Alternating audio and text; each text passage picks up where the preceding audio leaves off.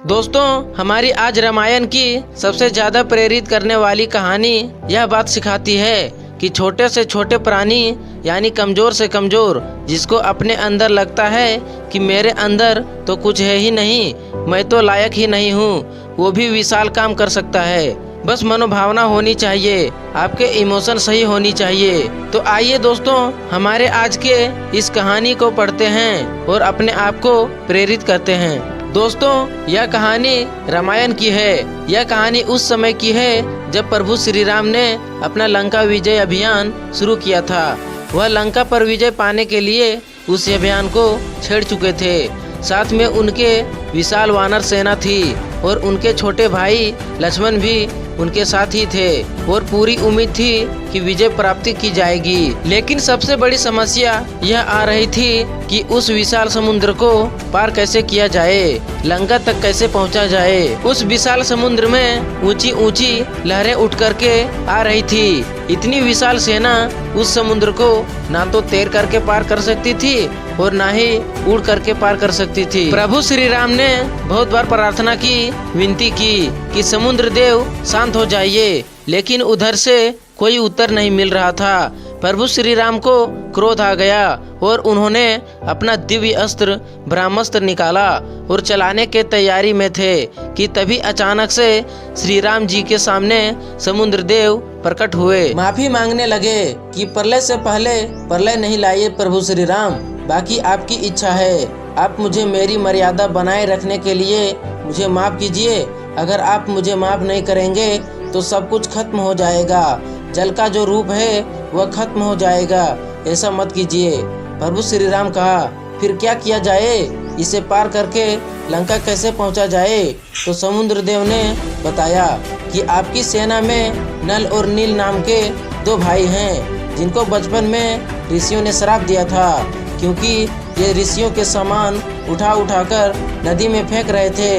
तो उन्होंने श्राप दिया था कि अब जो भी तुम फेंकोगे वो पानी में डूबेगा नहीं बल्कि तैरता रहेगा। तो आपको इन्हीं की मदद लेनी चाहिए। जब ये दोनों पत्थर समुद्र में फेंकेंगे तो पत्थर तैरने लगेंगे।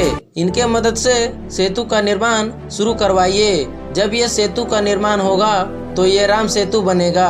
तो आपका बंधन, आपका गायन पूरी सृष्टि करेगी कि इतना विशाल काम यहाँ हुआ है। और जब ये दोनों भाई इस सेतु का निर्माण करेंगे तो मैं पूरी मदद करूँगा, उस सेतु को बांधे रखने में आपका पूरा साथ दूंगा। प्रभु श्री राम ने कहा, ठीक है, फिर यही होगा। उन्होंने अपनी सेना से कहा कि लग जाइए काम पे। पत्थरों पर जय श्री राम लिखा गया, पत्थर तैरने लगे, श्री राम सेतु का निर्माण होने लगा और प्रभु श्री राम ऊपर वाले की भक्ति में भगवान शिव की आराधना में बैठ गए। तभी उन्होंने देखा कि एक छोटी सी गिलहरी उस सेतु निर्माण में अपना योगदान दे रही थी। पता नहीं क्या कर रही थी, बार बार समुद्र के किनारे आती और फिर वापस जाती। उन्हें कुछ तो लगा कि यह गिलहरी कुछ न कुछ करने की कोशिश कर रही है। श्री राम जी ने हनुमान जी से कहा कि उस गिलहरी को पकड़कर मेरे पास लाओ। हनुमान जी गए और उस गिलहरी को पकड़कर ले आए। प्रभु श्री राम ने उनसे पूछा कि आप ये क्या कर रही हैं? आपने नारी सम्मान के लिए, नारी रक्षा के लिए युद्ध छेड़ा है, उसमें मैं भी अपना योगदान देना चाहती हूँ। मैं यहाँ किनारे से कुछ मिट्टी और रेत अपने साथ ले जाती हूँ और वहाँ जाकर के पत्थरों के बीच में छोड़ देती हूँ, ताकि जब आप पत्थर पे चले तो यह पत्थर आपको ना चुभे। मैं इतनी बड़ी तो नहीं हूँ कि पत्थर वहाँ पहुँचा दूँ, इसलिए मिट्टी पहुँचाने का काम कर रही हूँ। प्रभु श्री राम बहुत खुश हुए।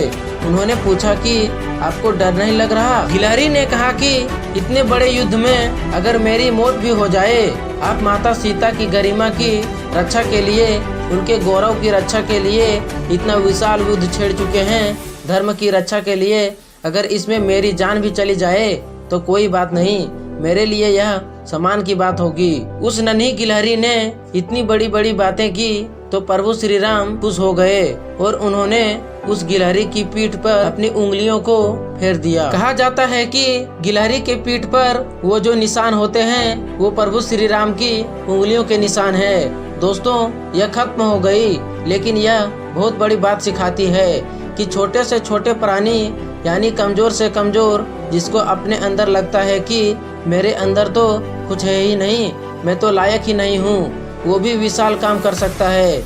बस मनोभावना होनी चाहिए, आपके इमोशन सही होनी चाहिए। अगर आपको लगता है कि यह काम आपके लायक नहीं है तो आप अपनी ताकत का अंदाज़ा लगाइए। आप सब कुछ कर सकते हैं, आप चमत्कार कर सकते हैं। छोटे से छोटा व्यक्ति भी बड़े से बड़ा काम आसानी से कर सकता है। बस सही इमोशन और सही मेहनत की ज़रूरत है। और दूसरी बात, जितना हो सके उतना इस दुनिया के काम आते रहिए, औरों के काम आते रहिए, उनके चेहरे पर मुस्कान लाने का काम करते रहिए।